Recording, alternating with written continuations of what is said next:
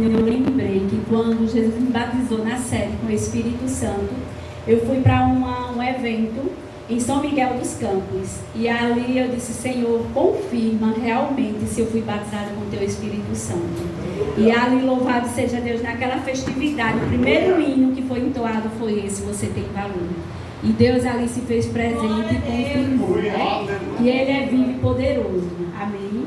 E hoje a gente vai falar sobre a igreja perseguida, né? Outros demais dias foi falado de diversos países. E hoje vamos falar da igreja perseguida. Quando a igreja, ou seja, quando um irmão é perseguido, ele tem algo a nos ensinar, não é verdade? Aí às vezes a gente diz bem assim: mas irmã, aqui no Brasil a gente não somos perseguidos. Por quê? Não somos perseguidos porque a igreja em si ainda não saiu para fora. Porque quando a igreja sair dessas 4 paredes e proclamar o nome do Senhor, você vai saber o que é perseguição. Louvado seja Deus.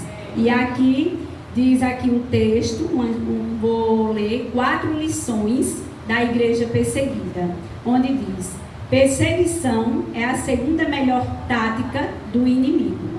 A primeira é o materialismo. Imagine, olha só, viu? Imagine se o diabo tivesse uma arma apontada contra a sua cabeça e dissesse: renuncie a Cristo ou eu puxarei o gatilho. É provável que você encontre coragem para não negar Cristo. E o gatilho será acionado. Esse daqui foi quem afirmou foi o cristão Li Xin, que ele é da China. Mas ele ainda relata, viu? Mas se o inimigo te dissesse que você pode ter tudo, uma casa grande, dinheiro, família, carro, comida, riqueza, você pode até ter Jesus sentado no trono.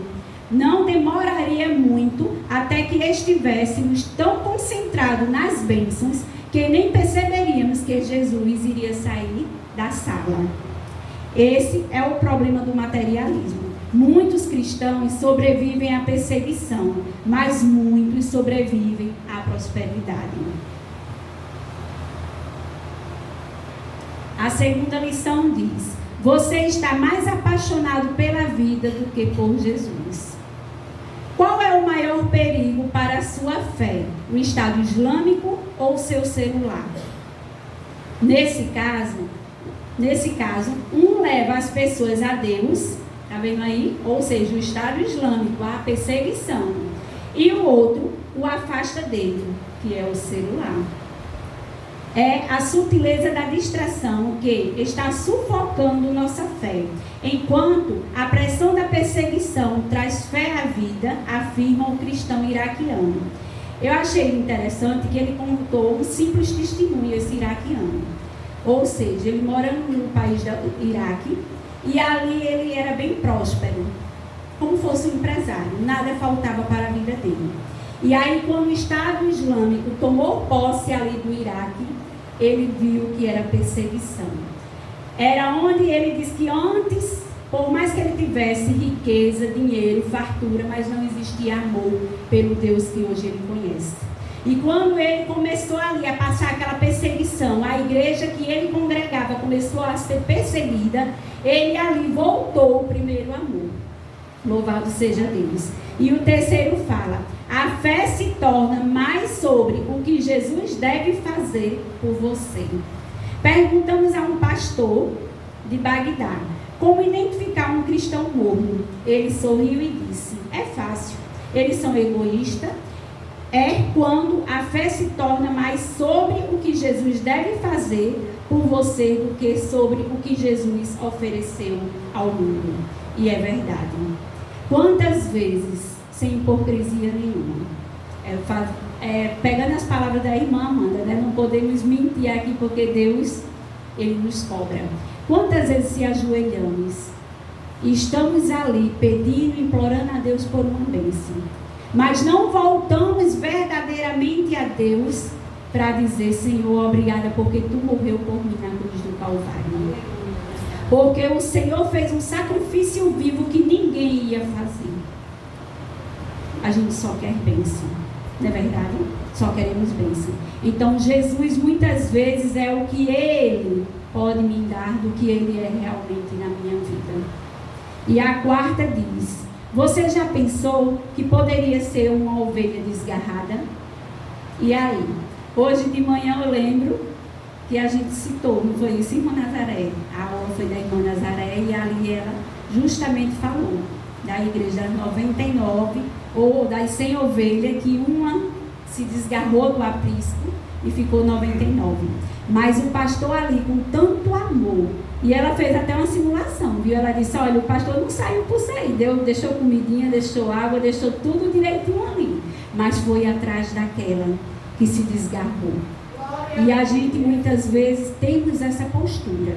Aí você pode dizer: não, irmão, não temos essa postura porque estamos na igreja. Mas muitas vezes estamos na igreja e temos o comportamento de quem estamos fora do aprisco. Louvado seja Deus. Por quê? Porque quando Deus determina algo na minha vida e na tua, a primeira coisa que a gente faz é correr. Não queremos compromisso. Não queremos comprometimento com a obra do Senhor. Queremos dar glória a Deus, queremos dar aleluia, queremos cantar um louvor quando a gente vem lá um dia, mas comprometimento está longe. E a palavra do Senhor diz que a palavra do Senhor fala que Deus está à procura de quem? De verdadeiros adoradores que adoram o Pai em espírito e em verdade. E é o que falta em mim e em você. Né? Que possamos ter compromisso com a obra do Senhor. Porque até mesmo aquilo que Ele confiar na minha mão e na tua mão, Ele vai cobrar. Ele vai cobrar. E aquilo que Ele te chamou para fazer, e que muitas vezes tapamos os ouvidos, que vamos ver aqui uma peça, que é retratando justamente o que muitas vezes fazemos. Deus dá a primeira vez a oportunidade, fala uma, fala duas, e temos atitudes como Deus não tem falado nada.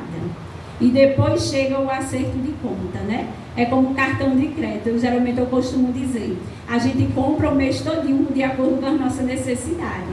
Mas no dia do pagamento vai chegar a conta.